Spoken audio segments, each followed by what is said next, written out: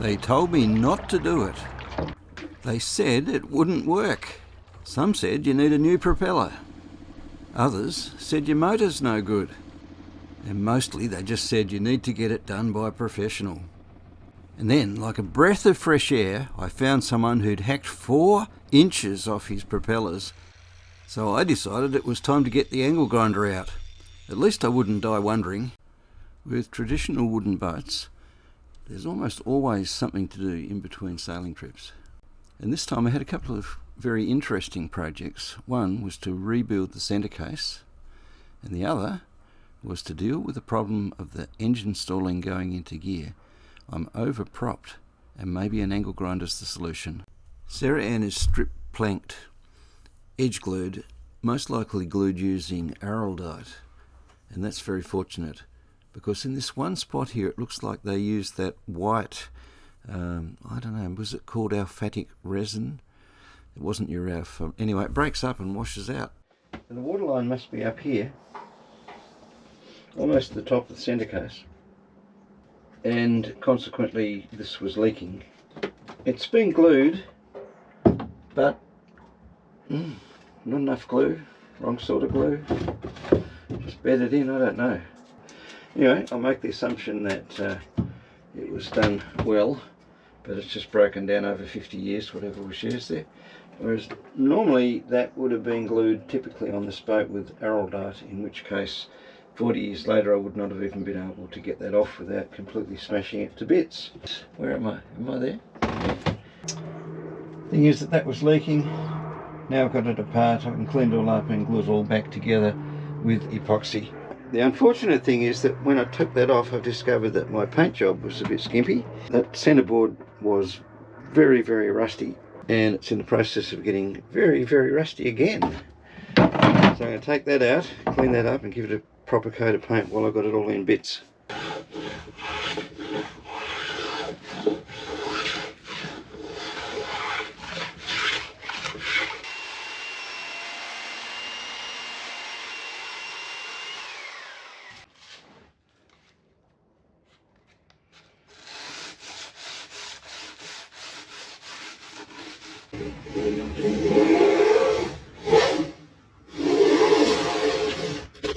You can see where the copper nails had been clenched harder and harder and harder to try and compensate for the fact that it was leaking here. It's a really good feeling when you get something out that's been stubborn, and this was being a bit stubborn. You can see why I'm getting it out. Getting this centerboard out has been one of the more stubborn things that I've had to do. Interesting. I wonder why it's rusted on that side, but it's not rusted on that side. This is one of my favourite tools, the needle gun. It's an instrument of torture. I spent many hours deep down in the bilges of the MV Doulos when we first joined it back in 1993, needle gunning away. Captain showed me a fish one day that they found that had got in because someone had been needle gunning and they'd gone right through the plate. So is this moonscape worth salvaging? Let me know what you think in the comments. You might think that this looks a bit beyond repair, but I did this once before and it's lasted 2 years, and it's didn't paint it properly the last time, but it's not deteriorated in any way from where it was. Here's the original surface, and I reckon it's diminished from 6mm down to about 3mm in places, but it's still stiff enough and it does the job. I plan to suspend this with a bolt here so that I can paint it both sides in one go.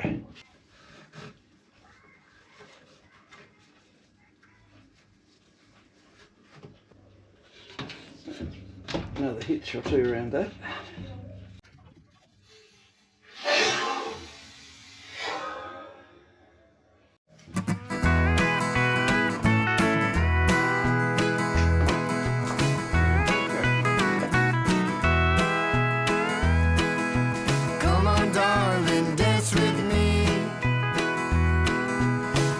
show you what I'm about. I could be your honeybee. You know you make me scream and shout. To the top of the hills we'll... One really good solid coat of zinc. It's actually a epoxy based zinc, I think, I remember reading. You could be my only muse. I have to put I'm going to put a bolt through here. It had a copper nail that had been compressed to try and tighten it up. A copper nail through here originally, but I replaced that with a stainless steel bolt, thickened epoxy, and then this is the cap piece, which is part of Denise's famous bedhead, which sits on here like this.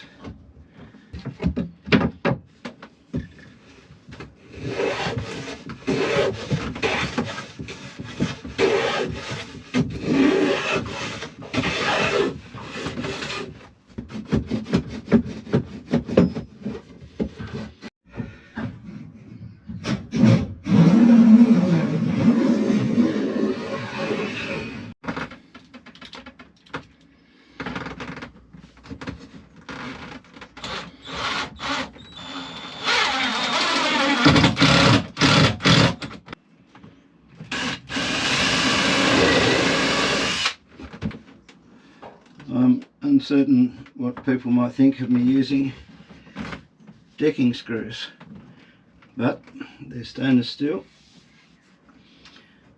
and they're just to hold it in place while the epoxy sets.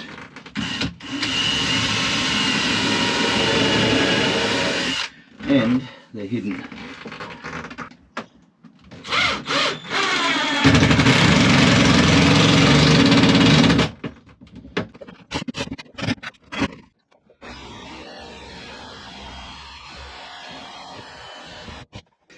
A couple of decent washers either side of that this time. Salvage material from Iran.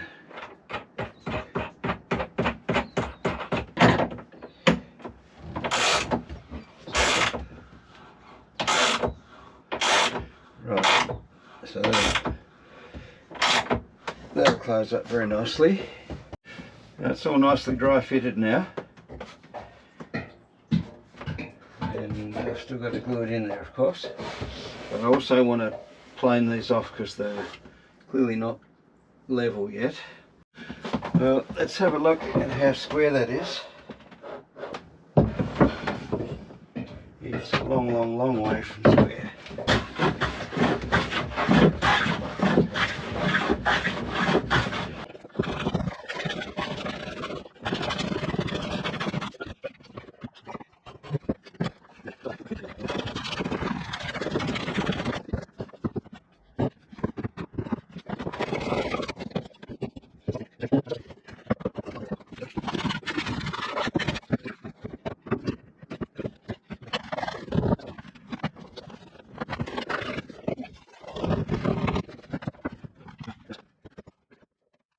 A lot of the stainless work on this boat is fabricated by John, and one of the things that he did that was very nice was doming stainless steel nuts, so just wasting some of the stuff off the shoulders so they just end up with a nice domed appearance, and then leaving them a little bit rough hewn.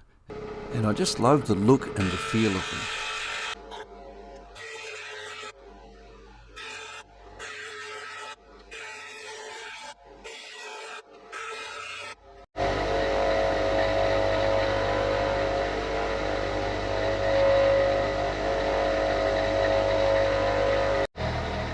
I've taken the shine off that to give it the same finish as that end. Final preparations for taking Sarah Ann down the Huon for about 10 days. So yesterday I finished sanding up the centre case, which I've just repaired, and today I want to get a coat on that. I'll do that at the end of the day. And I bought some new V-belts and did a degrease inside the boat, so that's ready to go over it and check all the nuts and bolts are tight. It's autumn now and we're still getting some strawberries.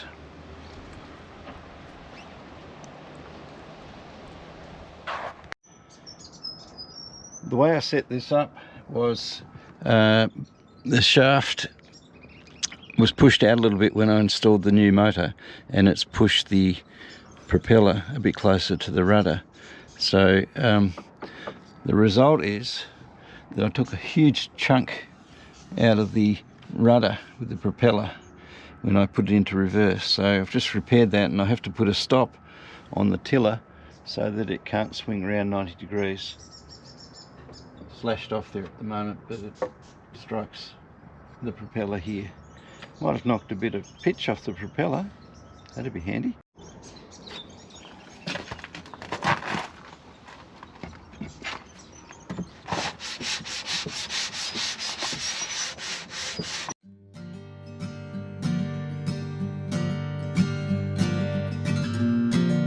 I'm using my old favourite Epotech epoxy primer, old-fashioned 2-pack epoxy primer.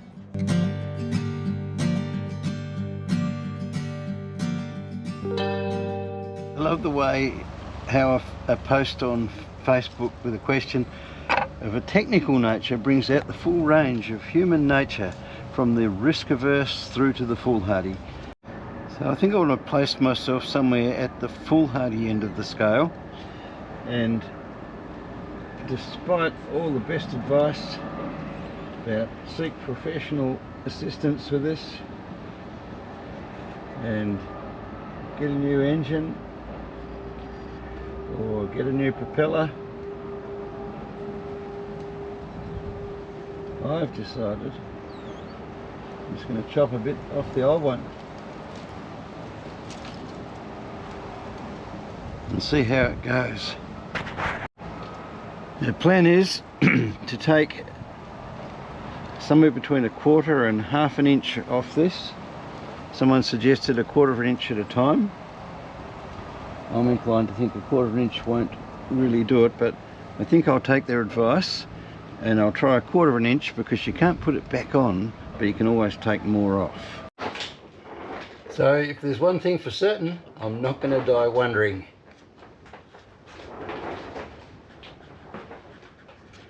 About there,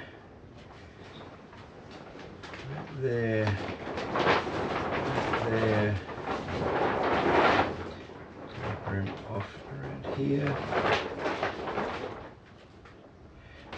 The 1/4 inch as suggested by one wise person. Okay. Well, there is a bit of chipping on the end of the blade, so I'll get rid of that as well.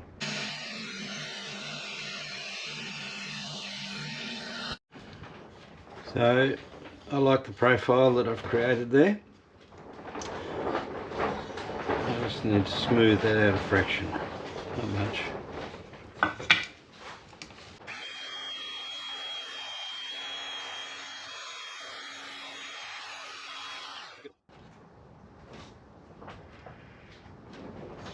Now, it goes against my nature to do this little by little, but I guess as we get a little longer in the tooth, we gained a bit of wisdom.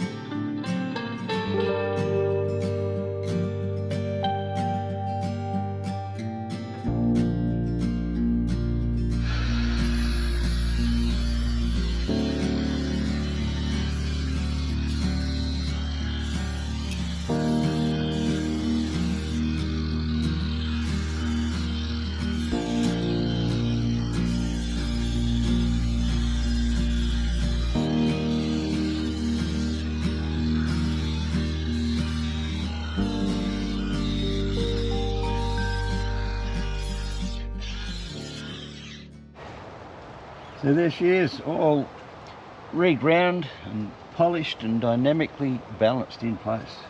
Well, maybe not dynamically balanced, but I try to take the same amount off each blade. So I had the option of changing the pitch, so tapping a bit of pitch onto it, or sorry, tapping a bit of pitch off it, or reprofiling the blades and actually cutting it down. And because I needed to do it in situ, because I didn't want to have to take the rudder out, because that's the only way I can get the propeller off, I wouldn't want to try and tap pitch off that.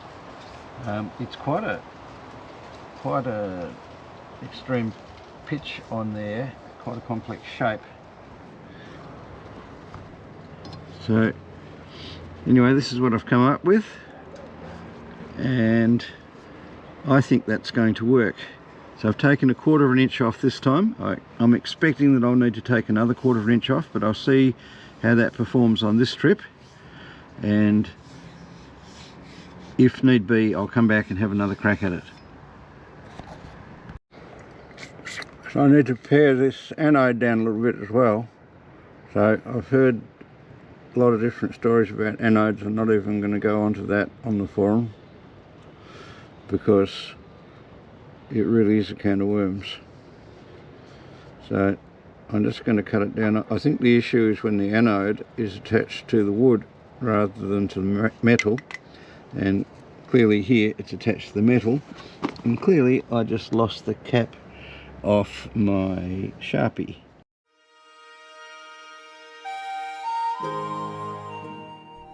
Coming up is a trailer for my next video about exploring the Huon Estuary. I think it's one of the best videos I've ever created.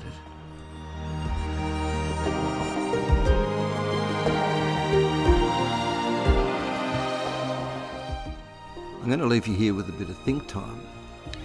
It's a chance for you to be able to subscribe to the channel if you haven't, because that really helps me to keep on creating these videos, so go ahead and do it.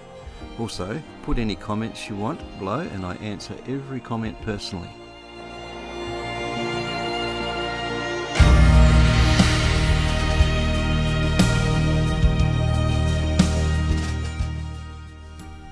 This is Anthony's jetty on the Huon, where I met up with a couple of mates for a couple of nights, and we had a great time sitting there having a yarn.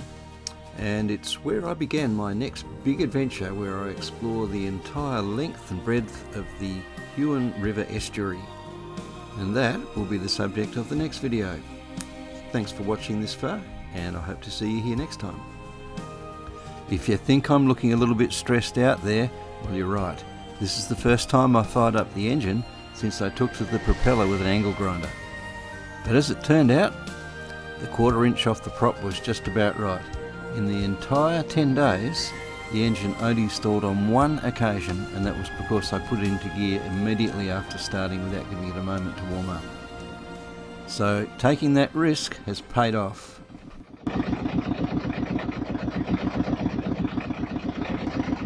And departing Anthony's Landing here, occupied his flotilla for a while. I've left the car there, so this will be a return trip to here. So I'm heading down the Huon River towards the mouth of the Huon into Doncaster Channel, and from there I'm going to go into Dover. And it was right at that point when I was heading around to Dover out of the estuary when everything went pear-shaped. Come back next week and you'll see what happened.